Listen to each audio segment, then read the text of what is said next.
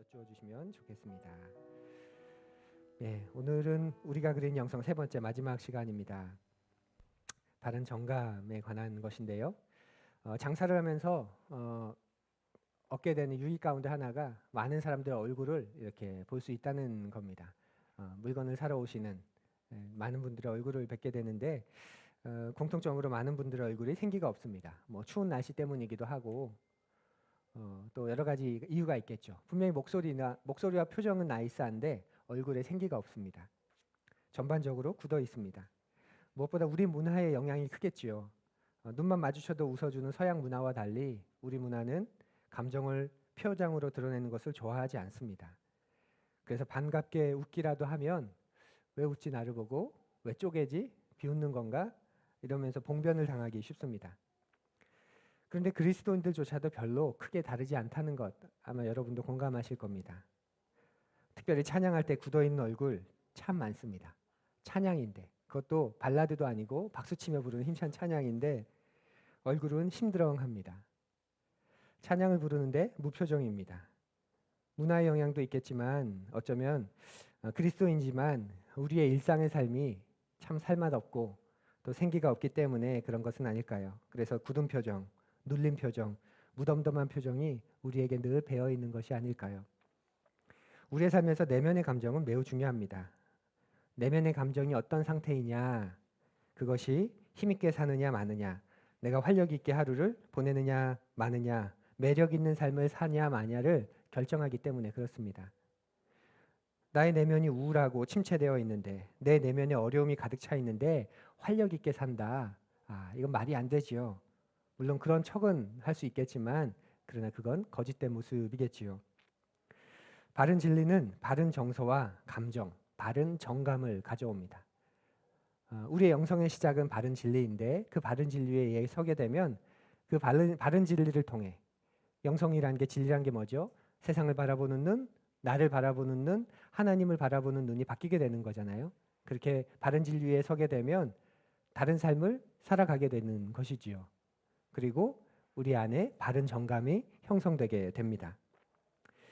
특별히 바른 정감과 관련된 내용은 이 세 가지 설교 시리즈 중에 우리가 그리는 영성이라는 이 시리즈 세 가지 가운데 제가 가장 강조하고 싶은 그런 부분이기도 합니다. 바른 진리는 바른 정감을 가져옵니다. 그리고 바른 정감은 바른 정서와 감정은 바른 진리에서 나옵니다. 우리의 내면, 우리는 내면을 가지고 있죠. 그 내면은 내면 안에는 감정이 존재합니다. 그리고 우리는 이 감정을 얼굴, 표정으로 표현합니다. 드러나죠. 그리고 나중엔 그 표정이 어떻게 되나요? 좀 지나면 인상이 됩니다. 그리고 이 인상이 나이테처럼 켜켜이 계속 쌓이다 보면 결국 무엇이 되죠? 얼굴이 되죠. 그 사람의 얼굴이 됩니다. 유명한 말이 있죠. 40이 넘으면 자기 얼굴에 책임을 져야 한다. 링컨이 한 말이라고 알려져 있습니다.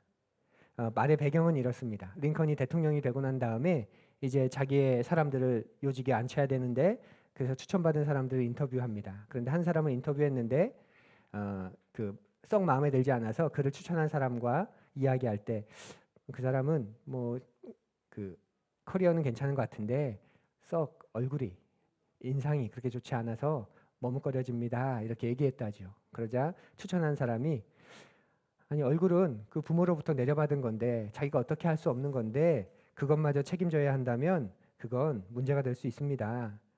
그렇게 말하자 링컨이 한 말이 이거지요. 사람의 나이가 40이 넘으면 자기 얼굴을 책임져야 한다. 40 이후의 얼굴은 스스로 만드는 거다라고 말했다고 합니다. 그러니까 잘생기고 못생기고의 얼굴을 본 게 아니라 그 사람의 인생을 얼굴에서 찾아본 것이지요. 우리 다 40 넘었죠? 얼굴에 책임지고 계십니까? 인상, 내 얼굴에 내 인생이 드러나는. 오늘 아침에 저도 제 얼굴을 유심히 봤습니다. 나는 어떤 얼굴을 만들었나, 그리고 만들어가고 있나. 그래서 30대 때는 그래도 얼굴로 목회한다는 말을 들을 뻔했었는데 또 이렇게 진지한 표정 들을 뻔했었는데 지금은 어떤 얼굴을 만들어가고 있나 생각이 됐습니다. 이렇게 우리에게 감정은 우리의 인격을 만들고 인생을 만들 만큼 굉장히 중요한 건데 그런데 공교롭게도 그리고 안타깝게도 우리의 신앙생활에서는 감정을 돌보고 정서를 만드는 영역에 있어서 미흡한 경우가 굉장히 많았습니다. 제자 훈련도 지성과 이성을 훈련하는 프로그램이었지 우리의 정서를 손대는 제자 훈련 프로그램은 제 기억에는 경험해 본 게 너무 그렇게 없습니다. 그런 까닭에 저는 우리가 하는 풍삼초, 풍삼기가 우리의 정감을 건드려주는 굉장히 좋은 성경 훈련 공부 또 1:1 훈련 공부라고 저는 생각합니다. 그 안에 보면 여러분이 의식할지 의식하시지 않을지 모르겠지만 여러분의 정감을 건드리는 내용들이 곳곳에 있습니다. 그리스도를 만났다는 건 내가 나 자신과 화해했다는 것인데 나는 그러면 나 자신을 어떻게 바라보고 있냐. 날마다 거울을 보며 네 자신을 축복하면 좋겠다.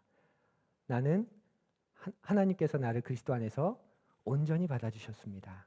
하나님께서 나를 그리스도 안에서 특별한 존재로 삼아주셨습니다. 하나님께서 나를 그리스도 안에서 새로운 하늘가족 공동체에 속하게 하셨습니다.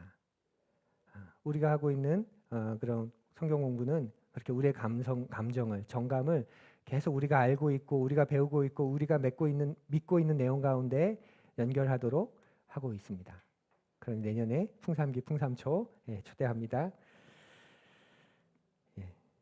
그런데 대부분은 감정을 무시하죠. 그러다 보니 하나님 앞에서 감정적인 반응을 한다는 게 적절하지 않다라고 여기는 분들도 있습니다.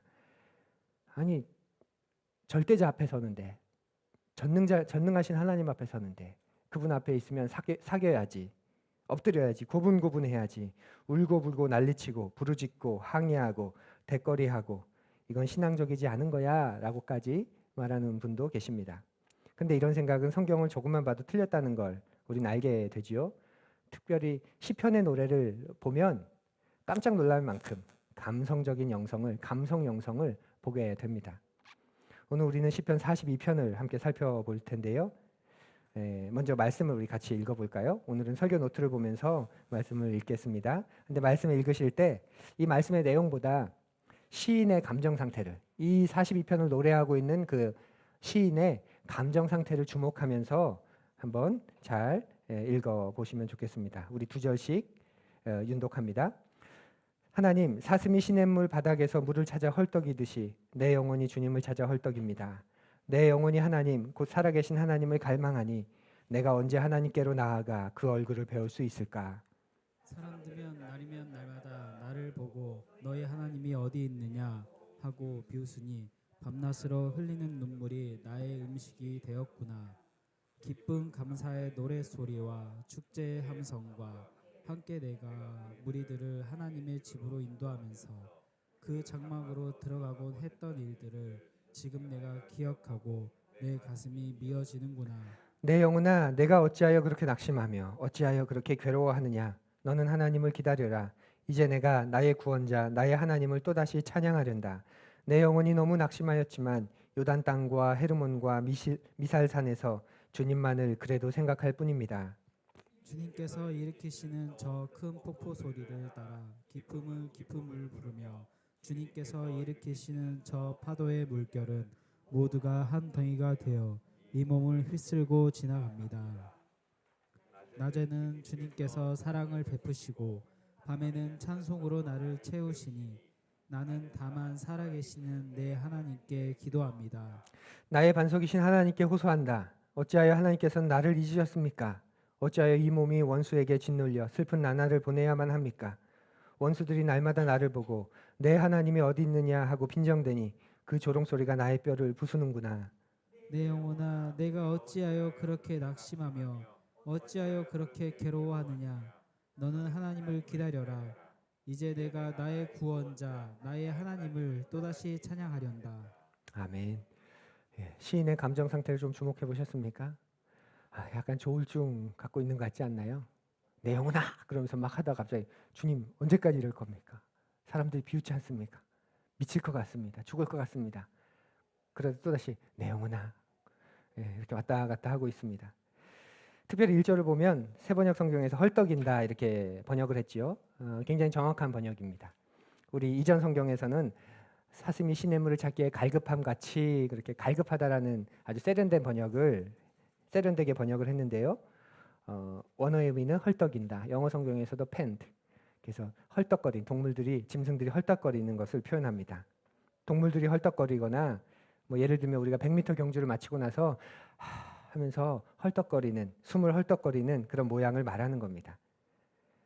사슴이 물을 찾아 헐떡거림 같이 자신이 하나님 앞에서 헐떡거린다는 거죠.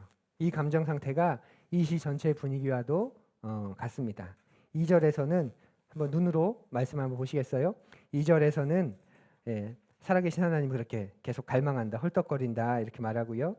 3절에서는 밤낮으로 흘리는 눈물이 음식이 되어버렸다 이렇게 자신의 내면에 대한 그런 진지한 그런 고백이 있지요. 4절에서는 지금 내 가슴이 미어집니다 이렇게 말하고 있고요. 5절에서는 자신에게 야 이렇게 괴로워하고 있어 하고 자신의 그런 괴로움이 지금 어느 정도까지인지 노래합니다. 6절에서는 마음이 좌절하고 지금 낙심한 상태라 말하고 7절에서는 하나님을 깨달아 알게 된 것이 그저 머리의 깨우침, 마음의 깨우침이 아니라 폭포가 자기를 휩쓸듯 지금 힘을 합쳐가고 있다 이렇게 말합니다. 8절에서는 낮과 밤에 하나님의 사랑을 깨달았다고 말하고요. 그런데 9절에서는 다시 현실로 돌아와 보면 내가 다시 짓눌려서 다시 슬픈 나날을 보내고 있다고 합니다. 10절에서는 내가 뼈가 녹는 것 같은 뼈가 부서지고 뼈까지 사무치는 그런 고통을 느끼고 있다고 말하고 마지막에 11절에서는 내가 또다시 낙심합니다 이렇게 노래하고 있습니다. 이 시편 42편 전체가 지금 뭘로 차 있습니까? 정서죠. 정서, 감정, 감성입니다. 노래 자체가 감정의 표현으로 가득 차 있습니다. 시인은 지금 자신에게 이런저런 감정이 휩쓸고 지나가고 있는 그런 상황에서 하나님 앞에 나아가고 있는 겁니다. 현재의 감정뿐만 아니라 과거의 감정도 이 노래 안에선 우리가 관찰할 수 있습니다. 사랑하는 푸른 여러분, 이런 모습이 그리스도인의 영성에 매우 중요한 모습입니다. 우리는 하나님을 그렇게 느껴야 합니다. 그렇게 하나님은 그렇게 느끼는 것입니다. 하나님 앞에서 감정을 토로하는 것이지요. 물론 그렇다고 우리가 밤낮 하나님 앞에 눈물만 흘려야 되는 것은 아니겠지요. 그것이 영성의 전부는 아닙니다. 특별히 이 시편 42편은 노래 안에는 구체적인 상황이 정확하게 나오지 않지만 굉장히 고통스러운 상황이고 이건 일반적인 상황이 아니라는 것 우리가 분명히 알 수 있습니다. 그럴 경우라도 분명한 것은 그리스도인은 자신의 삶 속에서 하나님을 발견한 사람들이기 때문에 고통 속에서는 신음하고 눈물 흘리면서 하나님께 나아가지만 그런 삶 속에서 또한 우리가 하나님의 영광을 바라보게 될 땐 신나고 기뻐하고 그렇게 하나님을 노래하는 사람이라는 것입니다. 이것이 시편의 결론곡인 시편 150편에 나오는 이야기입니다. 시편 150편, 42편과는 또 전혀 분위기가 다른데요. 150편 우리 앞을 보면 같이 읽어보겠습니다. 특별히 주황색은 우리 남성 푸른이들이, 우리 흰색은 여성 푸른이들이, 그리고 노란색은 우리 다 함께 읽어보면 좋겠습니다. 우리 남성분부터 같이 읽어볼까요? 할렐루야, 주님의 성소에서 하나님을 찬양하라. 하늘 웅장한 창공에서 찬양하여라. 주님이 위대한 일을 하셨으니 주님을 찬양하여라. 주님은 더없이 위대하시니. 주님을 찬양하여라. 이번 여성분들이 먼저 할까요? 나팔 소리를 울리면서 주님을 찬양하고 검은고와 수금을 타면서. 주님을 찬양하여라. 네, 여성분들 소고치며 춤추면서 주님을 찬양하고 현금을 뜯고 피를 불면서 주님을 찬양하여라. 오묘한 나는 재금을 치면서 주님을 찬양하고 큰 소리 나는 재금을 치면서 주님을 찬양하여라. 다 함께 숨쉬는 사람마다 주님을 찬양하여라. 할렐루야. 아멘. 우리 두홍인제 찬양보다 더 흥겹지 않습니까? 뛰지 않을 수 없고 목청을 다해 외치지 않을 수 없고 함성과 환호성을 지르지 않을 수 없습니다. 지금 모든 악기를 동원해서 찬양하라. 그냥 기뻐하는 정도가 아니라 온갖 소리를 내면서 그분을 찬양하라 이렇게 말하고 있습니다. 부르다 보니 저도 모르게 자꾸 주먹에 손이 들어갔는데 근데 여러분 어떻게 이 노래를 지금 읽으셨습니까? 부르셨습니까? 외쳤습니까? 어떤 마음이셨습니까? 그냥 힘없이 찬양하여라. 맥 빠지게 찬양하고 무표정으로 찬양하여라. 이분 찬양인데 찬양하여라가 아니라 찬양하여라. 혹시 그런 마음은 아니셨습니까? 또 우리가 이런 말씀을 읽을 때 좋은 말씀, 은혜되는 말씀, 감동 주는 말씀을 찾으려고 찬양하여라, 찬양하여라, 찬양하라, 찬양하라 그냥 그렇게 반복되게 무덤덤하게 넘어가진 않았나요? 찬양하라고 해도 기쁘지도 않고 즐겁지도 않고 자꾸 반복하니 지루하고 그렇게 쓱 눈으로 그냥 읽고 넘어가 버리진 않으셨습니까? 물론 그럴 수 있습니다. 왜냐하면 이 노래에서는 지금 하나님의 어떠하심에 대해서 이야기하지 않습니다. 그냥 찬양하라 이렇게만 말하고 있기 때문에 그래요. 그런데 이미 시편 전체에서 우리는 알고 있죠. 하나님이 어떤 분이신지. 그러니 그 하나님에 대해서 노래를 다 마치고 난 다음에 149곡이나 되는 노래를 다 마치고 난 다음에 150편에서는 다른 거 필요 없습니다. 그 하나님을 찬양하여라. 찬양하고 찬양하고 찬양하여라. 호흡이 있는 숨 쉬는 모든 만물들아 주님을 찬양하여라. 할렐루야. 이렇게 노래하는 것이지요. 많은 그리스도인들이 신학적 지식이 참 많습니다. 오늘날은 뭐 우리가 얼마나 성경을 접하는 데 쉽습니까? 또 유튜브를 통해서 좋은 설교, 달변가들의 설교, 뛰어난 분들의 설교 우리가 쉽게 들을 수 있다 보니 여러분도 알게 모르게 여러분 안에 신학적인 사고와 이해력이 과거의 우리 연배의 분들보다 훨씬 더 넓어지고 깊어져 계십니다. 또 요즘에 제자 훈련도 얼마나 잘 되어 있습니까? 성경 공부 프로그램도 얼마나 다양한가요? 또 과정도 1년짜리 과정, 2년짜리 과정 그런 심화 과정도 많습니다. 그런데 개인적으로 그렇게 많은 것들을 배울 수 있고 또 알고 있는데 문제는 얼마나 개인적으로 생명력과 활력을 상실한 채 살아가는 사람들이 또한 많은지 모릅니다. 그렇게 놀라운 진리를 배웠는데 그렇게 놀라운 진리를 말하면서도 생명력과 활력이 없습니다. 뭔가 놓치고 있는 거죠. 연결고리가 부실한 거죠. 무엇을 놓쳐서 그런 것일까요? 그리고 그렇게 될 경우 어떤 일을 우리가 겪게 될까요?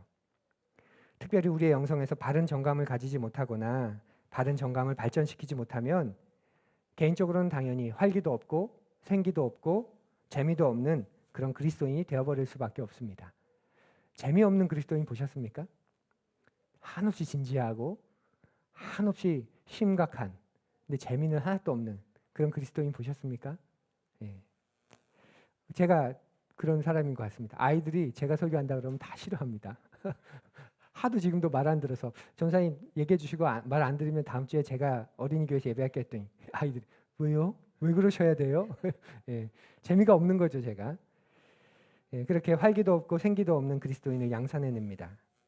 또 사회적으로는 어떻게 될까요? 사회적으로는 기독교인이 되는 것을 머뭇거리게 만들겠죠 사람들이. 넌 크리스찬들이 왜 교회를 다니지 않는가? 왜 기독교인이 되지 않는가? 그렇게 그 블라인드 조사를 해보면 그 가운데 빠지지 않고 나오는 게 기독교인들이 별로 재미가 없어 보인다. 그들의 인생이 별로 재미없어 보인다라는 답변이 나옵니다. 기쁘고 즐거워 보이지가 않는다는 거죠. 나는 인생을 즐기고 싶어. 안 그래도 힘든데 저 사람들처럼 뭔가를 더 짊어지고 싶지 않아. 그런 표현입니다. 그런 말입니다. 그렇기에 이 주제는 우리에게 굉장히 중요한 이슈입니다. 바른 진리를 가지고 있는데 게다가 바른 소망까지도 영원한 소망까지도 가진 사람인데 우리의 정서와 감정은 눌려있고 메마르고 무덤덤하고 기쁨과 즐거움을 찾기 어려운 그런 모습이라면 무엇 때문일까? 이것은 굉장히 중요한 이슈이지요. 또 바른 정감을 가지지 못하면 신앙이 절름발이 신앙이 되게 됩니다. 그래서 바른 정서가 사라지니 다른 사람을 쉽게 무시하고 경멸하는 행동을 어렵지 않게 합니다. 가장 대표적인 현상이 부끄럽지만 오늘날 한국교회가 가지고 있는 타인에 대한 혐오감이지요. 누가 그 혐오감의 중심에 있냐면 소위 바른 진리를 가지고 있다는 사람들이, 소위 정통 신학을 가지고 있다는 사람들이, 소위 보수적인 신앙을 견지하고 있다는 그런 사람들이 그렇습니다. 바른 정감이 아니라 틀린 정감을 가지고 있는 거지요. 우리가 바른 정감, 바른 정서와 바른 감정을 가지고 있는데 어떻게 혐오감이 생길 수 있습니까? 싫어할 수는 있지요. 동의하지 않을 수는 있고요. 타협하지 않거나 내 신념을 굽히지 않을 수는 있습니다. 그런데 혐오는 다릅니다. 꽤나 유명한 교수인데 여성 안수에 대해서 반대를 여성에게 목사 안수를 하는 것을 반대합니다. 그 교단 자체가 그 신학 자체가 그렇습니다. 그 신앙의 전통 자체가 그렇습니다. 교단은 다르지만 꽤나 올곧은 분이라 알고 있어서 존경하는 마음을 가지고 있었고 많은 사람들이 그분의 책을 추천도 해서 읽어보진 않았지만 그래도 한번 읽어봐야지 했던 마음을 가졌던 적이 있습니다. 그런데 여성 안수에 대해서 반대를 합니다. 반대하는 이유도 굉장히 단순합니다.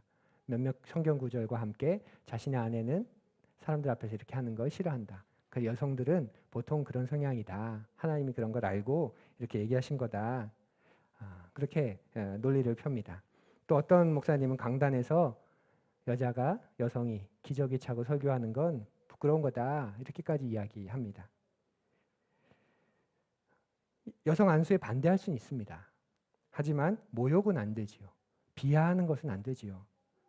반대 의견과 혐오는 다른 겁니다. 이 양반이 한평생을 이렇게 살았겠구나 해서 저의 독서 목록에서 그분의 이름과 그분의 책 리스트를 싹 다 지웠습니다.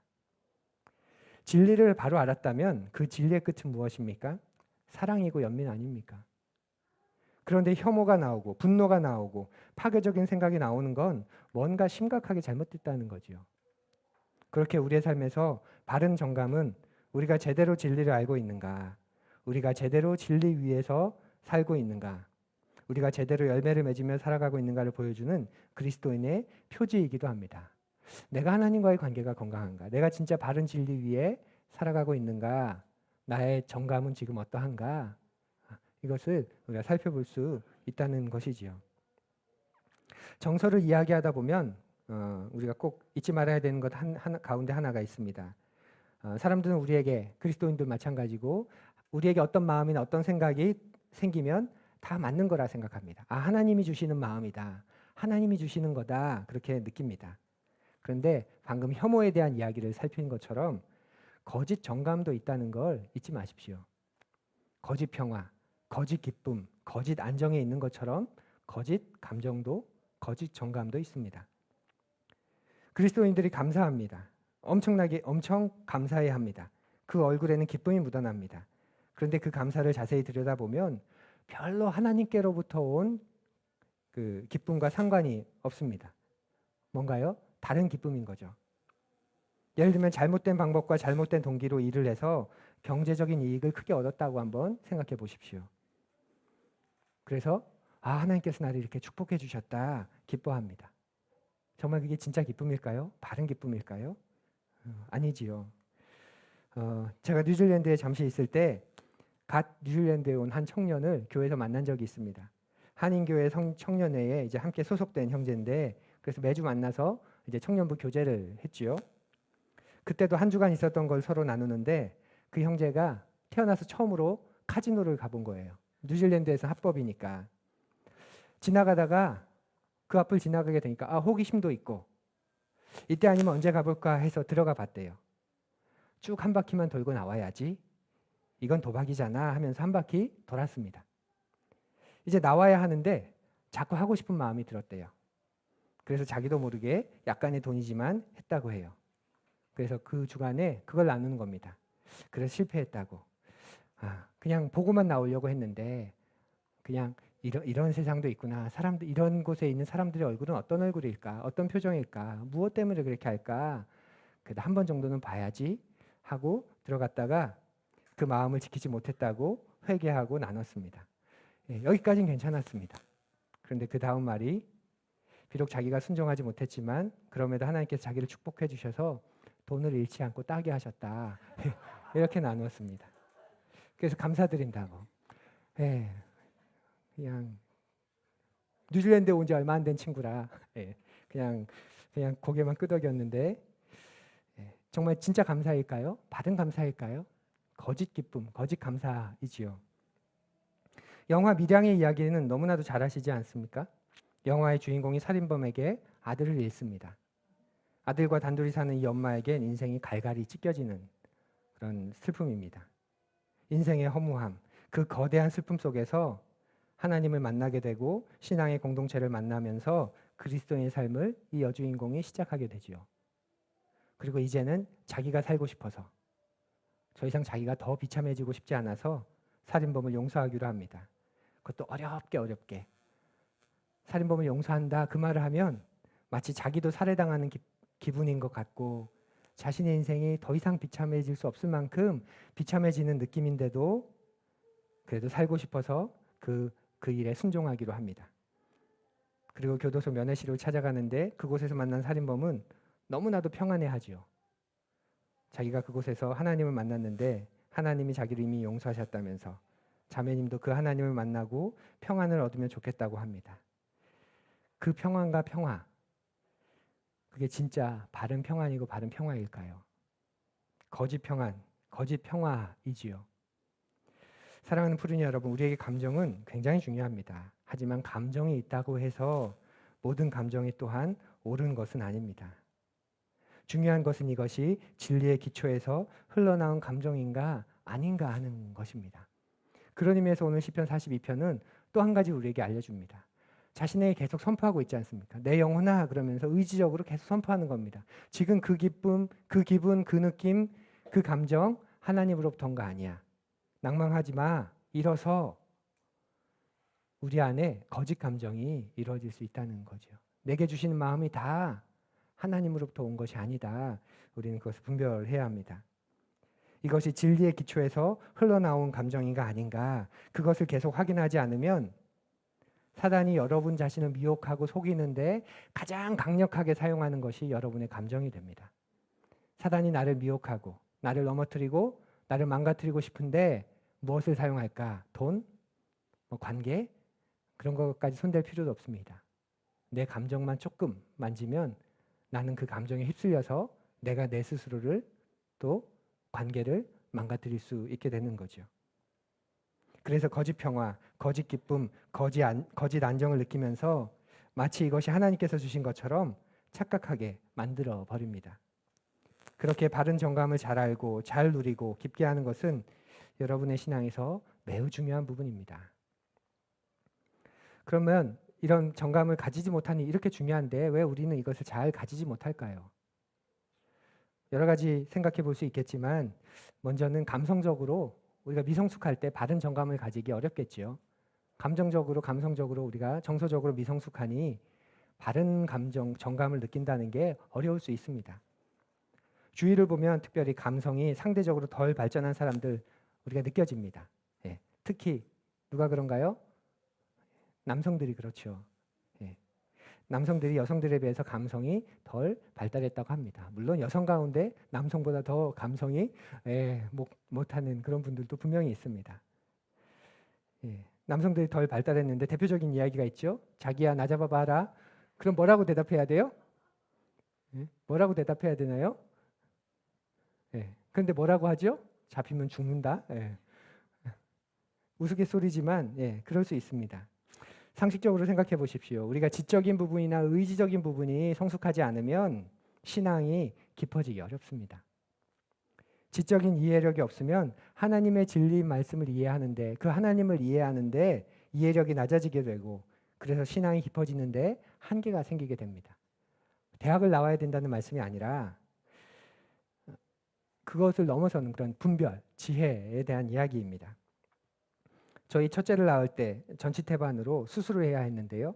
감사하게도 그때 선생님이 굉장히 유명한 분이셨습니다. 서로 모시려고 하는 병원에서. 우리나라에서 제왕절개 수술 탑3 안에 드는 그런 부이었습니다. 해외 유명 병원의 펠로우도 여러 차례 하셨고 학력은 또한 엄청나고 게다가 그리스도인입니다. 그래서 더 크고 안정된 곳에서 오라고 해도 의료선교라는 소명을 가지고 또 자신이 가지고 있는 엄청난 커리어가 무색하게 종합병원도 아닌 수도권의 한 작은 전문 병원에서 평범하게 지내는 그런 존경할 만한 분이셨습니다. 수술이 다가오고 진료를 받으러 갔는데 마치고 나서 이분이 엄청스럽게 고민을 나누시는 거예요. 제가 전도사인 걸 알기에 전사님 정말 걱정입니다. 무슨 일 있으세요? 그분이 뭐라고 말씀하시냐면 전사님도 요즘 아시죠? 들으셨죠? 지금 잠실에 북한이 뚫어놓은 땅굴이 80개가 넘는다고 하잖아요. 석촌호수도 그 땅굴이 무너져서 싱크홀로 생긴 호수라고 하는데 잠실 내려앉으면 어떡하죠? 하나님밖에 붙잡을 분이 없습니다. 이렇게 이야기를 했습니다. 혹시 아십니까? 그때 한 사이리 전도사가 유튜브를 통해서 퍼뜨린 이야기였지요. 대학을 나와도 지적으로 문맹 수준인 분들이 많이 있습니다. 합리적으로 상식적으로 생각을 포기하는 거죠. 그래서 사고력이 없으면 하나님의 진리를 사고할 수 없기 때문에 진리를 분별할 수 있는 능력이 점점 사라집니다. 그래서 휘둘릴 수밖에 없습니다. 제가 설교할 때나 성경 공부를 할 때 여러분을 지적으로 수준을 높이려고 애쓰는 거 혹시 보이십니까? 네. 보이십니까? 네. 그게 보이셨으면 좋겠습니다. 저의 목회의 목표는 여러분의 믿음을 주관하는 게 아니라 내가 여러분보다 더 많이 알고 있으니 더 깊이 알고 있으니 여러분의 믿음을 휘두르는 게 아니라 여러분의 기쁨을 돕는 겁니다. 그래서 제가 나중에는 필요 없어지는 거지요. 그러기 위해서는 지적으로 감성적으로 여러분이 반드시 성장해야 합니다. 여러분이 저를 존중해주고 높여주는 이유가 뭡니까? 제가 지적으로, 정서적으로, 감성적으로 성장했고 또 지금도 성장하고 있기 때문 아닌가요? 만일 저의 지적인 판단력이 여러분보다 못해요. 신앙에 대한 이성적인 이해가 여러분보다 못해요. 감성과 정감이 여러분보다 못해요. 바른 감정, 바른 정감으로 주님을 따르지 못하고 또 여러분은 그렇게 대하지도 못해요. 거짓 정감, 거짓 감정에 번번이 제 자신이 속아요. 그러면 여러분 저를 따르시겠습니까? 신뢰하시겠습니까? 그렇기에 지적으로 정서적으로 성장하는 것은 굉장히 중요합니다. 그래서 쉽게 답을 알려주는 게 좋은 게 아닌 것 여러분 늘 기억하십시오. 넓게 이야기할 수밖에 없습니다. 어떤 부분은 많은 경우에. 그래서 삶으로 말씀 읽기가 여러분 어떤 때는 질문이 턱하고 막히는 거 느끼지 않으세요? 목사님이 읽어보라고 해서 읽어는 보는데 나눠보라고 해서 나누려고는 하는데 질문이 썩 와닿지 않는 또 때로는 턱 막히는 그러면서 씨름하는 거죠. 이 질문의 의도가 어떤 것일까? 설교에 비추어 보면 이 질문의 초점을 무엇을 위해 하신 것일까? 나라면 안 할 것 같은 질문인데 이 질문을 왜 넣으셨을까? 생각하고 사고하고 고민하고 그리고 그것을 어느 정도 선에서 유지하는 것은 평생 우리가 해야 하는 신앙의 작업입니다. 그래서 예수님을 믿으면 사고력이 점점점 더 높아져야 합니다. 발전돼야 합니다. 반대로 예수님을 잘못 믿으면 사고력이 없어집니다. 맹목적이 되는 거죠. 그리고 아예 지성이라는 스위치를 꺼버리기도 합니다. 말도 안 되는 이야기를 해도 아멘이라고 합니다. 여러분 너무 아멘을 안 해서 문제지만 뭐 아무 말에나 아멘 하는 건 더 위험한 거죠. 지식인의 특징이 비판적 사고라고 하는데 그런 걸 하지 않지요. 그런 모습을 우리가 얼마나 많이 봅니까? 역사적인 사례도 얼마나 많나요? 가장 대표적인 사례가 독일의 히틀러, 나치 시대 때 그 히틀러와 나치를 가장 적극적으로 지지한 세력 가운데 독일의 안에 세력 가운데 하나가 독일의 교회였지요. 독일 기독교가 그것을 가장 적극적으로 지지했습니다. 의지력은 또 어떻습니까? 의지력이 발달되지 않은 사람도 마찬가지입니다.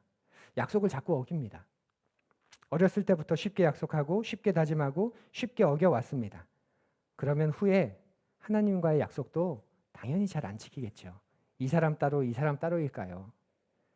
여러분이 그런 사람과 같이 일을 한다고 한번 생각해 보십시오. 그렇게 쉽게 약속을 바꾸고 약속을 어기는 여러분이 그 신뢰하면서 같이 걸어가시겠습니까?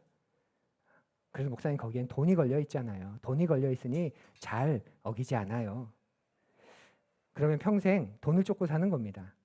가족, 교회, 하나님, 돈과 상관없이 내 인생을 부유하게 하고 풍요롭게 해주는 그런 영역에서는 쉽게 약속하고 쉽게 깨뜨리고 쉽게 다짐하고 쉽게 어기는데 돈과 관련된 생활과 관련된 거에서는 철두철미하다면 그 인생의 중심은 어디에 있는지 우리가 분명하게 알 수 있지요. 자기 자신과의 약속은 더 잘 안 지키겠지요. 그러니 의지력이 약하면 약한 만큼 하나님을 알아가는데 마이너스가 됩니다. 동일하게 감성도 그렇습니다. 감성적으로 발달되어 있지 않으면 발전하지 않으면 하나님을 감성적으로 사랑하고 그 하나님과 감성적인 관계를 맺는 데 있어서 제한이 생기게 됩니다. 그저 무섭고 엄한 아버지일 겁니다. 감성을 그분과 나눌 필요가 없지요. 아버님과 감성을 좀 나누는 관계신가요? 하나님과도 그렇습니다. 나눌 필요가 없습니다. 그냥 하나님은 말씀하고 명령하시면 되고 뭐 해라 뭐 하지 말아라 그 말씀만 해주시면 되고 나는 그걸 따르면 되는 그냥 그분 눈 밖에 나지 않는 게 중요한 그래서 그분과 마음을 나눈다 그분과 친밀해진다 그분과 대화한다 그냥 그분 곁에 멍하니 아무 이야기하지 않아도 그냥 아버지 하면서 머무르고 있는다 불가능한 거죠. 감성적으로 발전해 가지 않으면. 그래서 이 부분에 감성적인 부분에 약한 분들에게 권면해 드립니다. 우리의 사고력이나 의지력을 발전시킬 수 있는 것처럼 여러분의 감성이나 정감도 바꾸기는 어렵지만 발전시킬 수는 있습니다. 감성적인 면에서 성장해 나갈 수 있습니다. 난 원래 이래 그렇게 하지 마시고 그 부분이 성장해 가는 것 그것이 하나님께서 여러분에게 원하는 전인적인 성장이라는 것 마음에 새기시고 함께 그것을 만들어가면 참 좋겠습니다. 예. 바른 정감을 가지지 못하는 이유 또 다른 이유는 탈진 상태일 때 그렇죠. 미성숙할 때도 그렇지만 우리가 정서적으로나 육체적으로 탈진 상태일 때도 우리의 감성이 바르지 못하게 됩니다. 육체적으로나 정신적으로 지속적으로 약해지게 되면 몸의 균형이 깨진다고 하죠. 요즘에는 그것을 화학적인 균형이 깨진다 그렇게 표현하더라고요. 과거에는 몰랐는데 의학이 발달하면서 건강한 몸의 균형 상태가 있고 이 균형 상태가 어느 정도 유지돼야 되는데 이 중에서 어떤 부분이 또 어떤 몸을 이루는 어떤 화학 그런 요소가 부족하거나 많아지거나 그 균형이 깨지면 육체적으로나 정신적으로 문제가 생긴다 이렇게 의학이 말해주고 있습니다. 그렇게 그 균형이 깨졌을 때는 약물의 도움을 받는 게 절대 나쁜 게 아닙니다. 열이 날 때 열을 낮추는 것처럼 화학적으로 균형이 깨져 있을 땐 검사를 받고 균형을 잡아주는 것이 매우 건강한 방법입니다. 푸른이 가운데 한 분은 오랫동안 잠을 푹 자지 못하는 어려움이 있습니다. 한 20년 이상 그랬다고 해요. 그래서 이젠 그렇게 그 말을 하는데 심각하게 여겨지지 않을 정도로 한 20년 넘었어요. 이렇게 얘기를 하더라고요. 근데 최근에 그 증상이 조금 더 심해진다 싶어서 처음으로 도움이 되는 약물 처방을 받았다고 합니다. 진료를 받는데 의사가 놀라더래요. 보통 이런 증상이 20년 이상 지속되면 정신적이나 정서가 완전히 망가져 있어야 되는데 20년 동안 잠을 푹 자지 못하는데 그러면 완전히 망가져 있어야 되는데 전혀 이상이 없어서 건강해서 단지 잠을 좀 못 자는 것 때문에 좀 특이합니다. 이렇게 말할 정도라고 합니다. 그래서 약물 처방을 받았는데 그 약 덕분에 지금 푹 자고 있다고. 이렇게 푹 잘 수 있구나. 그것을 감사하게 느끼고 있다고 합니다. 우리의 화학적인 균형이 깨졌을 때 약물의 도움을 받는 건 굉장히 건강한 방법입니다. 그렇지만 또 놀라운 사실 하나는 그렇게 균형이 깨어진 삶 속에서도 하나님의 신비한 은혜와 사랑을 우리가 경험할 수 있다는 것이지요. 평생을 낫지 않는 우울증, 낫지 않는 조울증을 가지고 살면서도 하나님의 사랑을 깊이 누리고 또 드리며 살 수 있습니다. 조은의 마음 약국이라고 하는 유튜브 채널이 있는데요. 제 연배의 그리스도인에게는 꽤 유명한 분입니다. 고직한이라는 선교사님이 계신데 그분의 두 아들입니다. 그리고 그 아내 부부인 거죠. 그 아들 부부인 거죠. 이 두 아들에게는 공통점이 있는데 조울증을 심각하게 앓았고 그리고 지금도 심각하게 앓고 있습니다. 그래서 자신들을 이렇게 소개합니다. 저는 조울증과 함께 산 지 26년 된 누구입니다. 저는 조울증 18년 차인 누구누구입니다. 그리고 아내들은 저는 조울증과 함께 살아가는 지 8년 차 된, 6년 차 된 이렇게 이야기합니다. 조울증 때문에 번번이 망가지고 깨지고 상처 입었지만 그렇게 함께 사는 법을 배우며 나아가고 있다고 말하고 있는 분들입니다. 낫지 않는다고 되지 않는다고 불가능한 게 아니라는 걸 이분들이 자신들의 삶을 통해서 아주 소소하게 보여주고 있습니다. 조은의 마음 약국 한번 관심 가지시고 보시면 초반의 영상들을 보시면 지금은 점점 전문가가 되어 가셔서 이제 전문적인 이야기들이 많이 나오지만 이 초반에는 그냥 우리 같은 한 평범한 사람들 그 조울증과 씨름하며 살아가는 그들의 그 진솔한 이야기를 들을 수 있어서 참 은혜가 되었습니다. 하나님은 미성숙한 우리에게는 성장을 요구하십니다. 지적 능력을 잘하듯 또 그 다른 것 잘하듯 감성적인 부분도 성장하길 원하시지만 또 어떤 부분은 깨어진 세상을 살아가는 우리에게는 신비로운 은총을 내려주셔서 그 부분은 또 긍휼히 여기심을 주시는 분이기도 합니다. 그러니 우리에게 소망이 있는 것이지요. 또 우리가 바른 정감을 가지지 못하는 중요한 이유 가운데 하나는 진리에 대해서 우리가 제대로 이해하지 못할 때입니다. 그저 지적으로만 이해할 때 바른 정감을 갖기가 어렵습니다. 하나님이 어떤 분이신지에 대한 정리가 제대로 되지 않으면 않을수록 당연히 감정이 생길 수 없겠죠. 잘 모르는 사람에게 우리가 어떤 감정이 생길 수 있습니까? 마찬가지로 하나님을 잘 모르는데 그분을 향해서 우리가 어떻게 다양한 감정이 생길 수 있을까요? 하나님의 사랑에 대해서 잘 모르는데 어떻게 사랑에 대한 감격이 있을 수 있고, 하나님의 정의에 대해서 잘 모르는데 어떻게 하나님에 대해서 두려운 마음을 가질 수가 있겠습니까? 시편 기자가 하나님을 떨며 즐거워할지어다 이렇게 노래하죠. 떨며 즐거워해라. 우리 상식으로는 같이 갈 수 없는 감정입니다. 떠는 것과 즐거워하는 것. 그런데 하나님의 정의, 하나님의 크심으로 그 앞에서 우리가 떨지만, 그러나 하나님의 인자, 하나님의 그 자애로우심으로 우리가 그 앞에서 즐거워할 수 있는 거죠. 하나님을 알 때 우리가 다른 곳에서는 경험할 수 없는 이런 감정적인 변화들이 나타나게 되는 것입니다. 그런데 하나님의 사랑, 하나님의 정의에 대해서 바르게 알지 못하면, 한쪽으로 치우치게 되면 그때 거짓 감정이 나타나게 됩니다. 하나님의 사랑만 밤낮 노래하면서 지금 하나님은 위로하고 계시지 않는데 자신을 위로한다고 느끼는 거죠. 하나님은 지금 잘못됐다고 말씀하시는데, 멈추라고 말씀하시는데, 문제 있다 말씀하시는데, 하나님의 정의의 그림이 약하니 하나님이 밤낮 나를 이해하시고 위로하신다, 봐주신다, 그렇게 감격합니다. 반대로 사랑의 개념이 약하고 정의의 개념만 강하면 죄책감에 시달리게 되지요. 하나님이 지금 보듬어 주시는데, 안아주시는데 자신은 죄책감과 부족함에 시달립니다. 사랑하는 부린 여러분, 하나님은 여러분을 보듬어 주시는 분입니다. 보듬 너무 좋은 말 아닙니까? 우리에게는 두 분이 계시죠. 하나님과 우리의 몸을 보듬어 주는 또 한 형제님이 계십니다. 둘 다 따뜻합니다.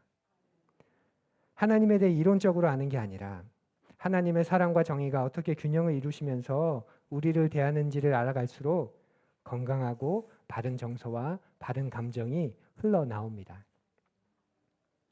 그러면 바른 정감이 풍성해지려면 어떻게 해야 할까요? 무엇보다 우리를 도우신 성령님께 민감해야 하지 않을까요? 성령님께 민감하다는 것은 여러분이 진리를 마음으로 계속해서 생각한다, 묵상한다는 뜻입니다. 기억하십시오. 성령님께 민감하다는 것은 진리를 여러분의 마음으로 계속 생각한다는 뜻입니다. 그것이 여러분을 성령 충만으로 이끕니다. 로마서 말씀 우리 앞을 보면 같이 읽어보겠습니다. 육신을 따라 사는 사람은 성령에 속한 것을 생각합니다. 육신에 속한 생각은 죽음입니다. 그러나 성령에 속한 생각은 생명과 평화입니다. 육신에 속한 생각은 하나님께 품은 적대감입니다. 그것은 하나님의 법을 따르지 않으며 또 복종할 수도 없습니다. 육신에 매인 사람은 하나님을 기쁘게 해드릴 수 없습니다. 아멘. 두 가지 생각이 대비되고 있죠. 육신에 속한 생각, 하나님께 속한 생각. 육신에 속한 생각은 어떤 것일까요? 이건 뭐 굳이 우리가 생각하지 않아도 이제 아셔야 됩니다. 육신에 속한 생각이 어떤 겁니까? 하나님을 알기 전 우리 자신을 지배하고 있었던 지독한 자기중심성, 그 자기중심성에 근거해서 자기가 중심이 된 생각, 자기를 위해 하는 생각, 이것이 육신에 속한 생각입니다. 그러면 하나님께 속한 생각은 어떤 것인가요? 성령에 속한 생각은 하나님이 중심이 되어 하나님을 영화롭게 하려는 생각, 그것이 목적인 생각이지요. 이 두 가지가 우리에게 있는 겁니다. 여러분이 하나님께서 하신 일이 무엇인가를 하는 진리를 여러분의 마음에 생각할 때 하나님은 여러분을 성령 충만으로 이끄십니다. 성령님께 민감하다는 것은 이렇게 지속적으로 그분을 생각하는 삶을 살아간다, 이것입니다. 성령께 민감해서 막 황홀경과 뭔가 신비한 느낌과 그것이 아니라 성령께 민감하다는 것은 지속적으로 하나님을 생각하는 것입니다. 오늘 본문을 보십시오. 이 말씀 한번 보십시오. 생각한다는 말이 너무나 많이 나오지 않습니까? 육신에 속한 것을